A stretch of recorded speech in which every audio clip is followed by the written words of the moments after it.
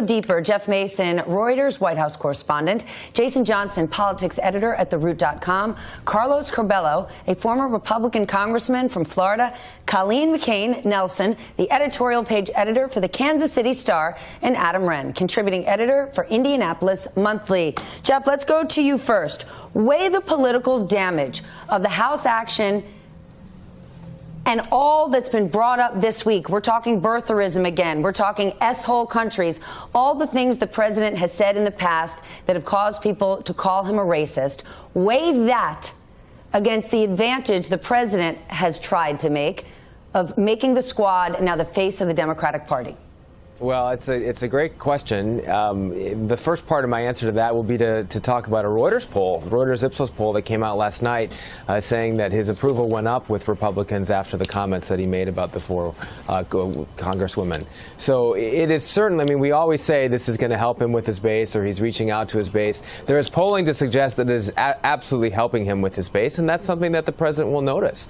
I think that tonight when he speaks at his rally, you will hear him focus on it again. I mean, he just suggested that in a tweet, that he has a lot to talk about this evening with regard to the economy, but also referencing this controversy over the last few days. So it has given him news coverage. It has been largely negative in terms of the accusations of racism, and as you say, the context of other issues and comments that he's made over the years, both as president and before. But it has also given him a bit of a boost, it looks like, with people who support him already. But he always has news coverage, and it's often negative. Congressman, why is it that so many Republicans are united defending the president? Is it you look at those poll numbers and they go up? Are constituents of all of those members of the GOP saying they too share these values that the president puts forward? It's the nature of our politics these days, Stephanie, and it's unfortunate. We have about 40% of the country that's firmly with the president, that's going to excuse just about anything he does, another 40% that rejects everything about the president. It's that 20% that's going to decide in 2020 if this president gets to continue for another 4 years, or if we will have someone else. Our politics have become very tribal. We saw that on the House floor yesterday with all Democrats voting together and almost all Republicans voting together. Congress is a miserable place these days. A lot of my friends who are still there call me and tell me, be glad that you aren't here. We really need a political renaissance in our country, and this last episode is just another reminder of that. All right, Jason, I want to play part of what members of the squad, those four freshman congresswomen, said on CBS earlier today. We're an extension of a movement in our country that wants Medicare for all, that wants us to end mass incarceration, that wants us to push back against the attacks on communities of color. And we are a disruption to the business as usual that's been Washington. Right? We were elected for that purpose. Okay. The president has said he wants to make these four women the face of the Democratic Party. Is he successful in doing so? A week ago, Nancy Pelosi giving an exclusive to Maureen Dowd, minimizing the squad, saying they're just 4 votes. You've got Joe Biden, the front runner, this week saying, rolling out a health care plan that's Obamacare 2.0, that is not at all Medicare for all. Yet all day, every day, it's these 4 women. Well, Stephanie, the reality is that the Republican Party was going to demonize the Democrats anyway. It didn't matter if there was these 4 members of Congress. It didn't matter if it was talking about Obama or Hillary Clinton. The Republican Party's message, primarily under President Trump, is the nation's being overcome by gay people and brown people and Hispanics and Muslims, and you need to stop them because I'm a white man and that's what I'm going to do. That is essentially his message.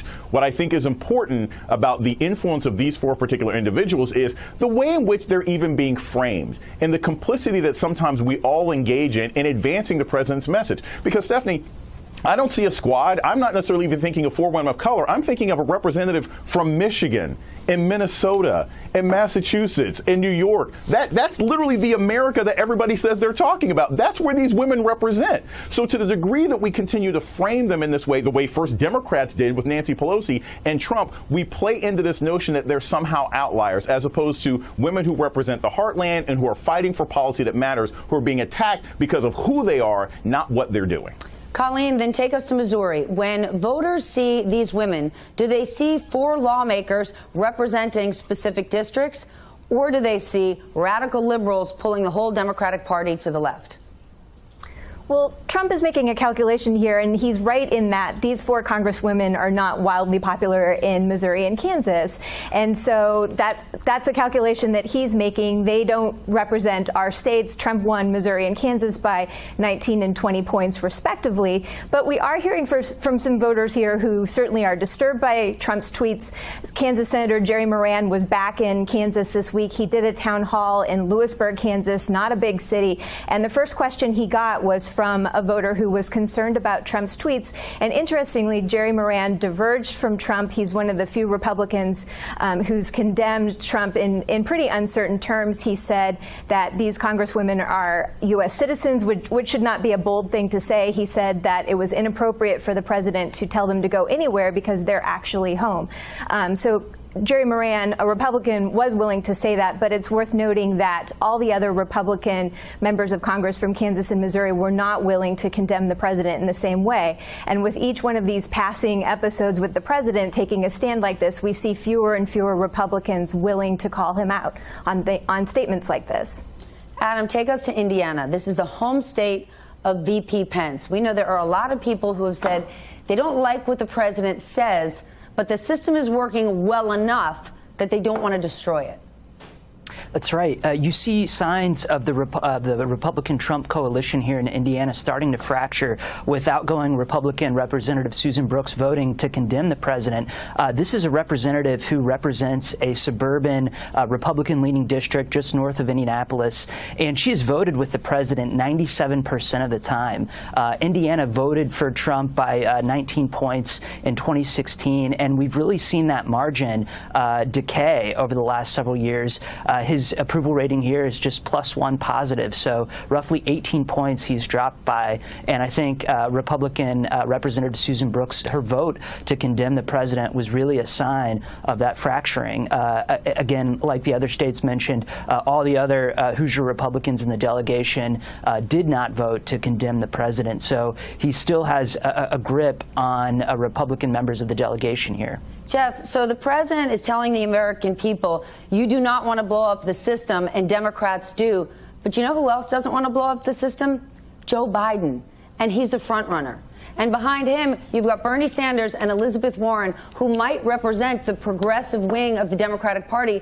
But with both of them still in the race, if they split that vote, it only helps Joe Biden more. So if Joe Biden is the nominee, what happens to this entire strategy the president's going with? Well, once there is a nominee, and if it is Joe Biden, then he will help be able to set the tone for the discourse from the Democratic Party. What the president is trying to take advantage of right now is the fact that there isn't a top spokesperson for the Democratic Party. Nancy Pelosi, to some extent, has been, but she, as we've been talking about, has also been dealing with that tension between the progressive and the moderate parts of her caucus in the House. So once, if it's Biden or if it's somebody else, that will have a huge impact on who speaks for Democrats, and the president will then be confronted with that. And if it is a moderate voice, he'll probably have to change his tactics. Colleen, do the people in Kansas know or care what the president tweets? The people in Kansas do know and they do care what the president tweets, but they're not necessarily living and dying by every tweet. They don't check the president's Twitter feed first thing in the morning necessarily. And I think, you know, part of the danger here. I bet we all wish we did. Yeah.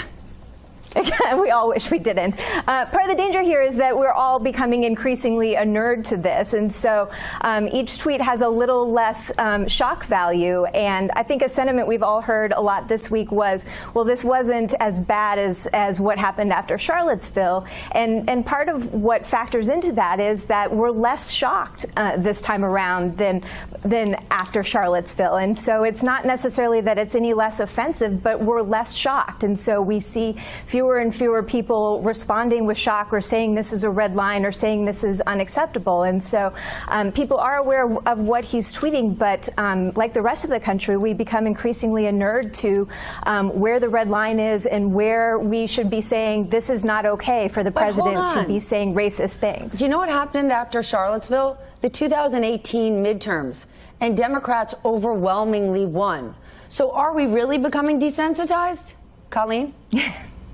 Well, we're going to test that question in 2020. I mean, we got an interesting test in Kansas of whether this strategy might work in our governor's race last year. Chris Kobach, who is kind of Trump's identical twin when it comes to immigration and race policies, ran for governor of Kansas and lost in the red state of Kansas in 2018, the wave that you're talking about. And so that was an interesting test. Chris Kobach had enough support with anti-immigration policies and racially charged statements to get the Republican nomination, but he lost by 5 points in a Republican state. So we'll test the question in 2020 again.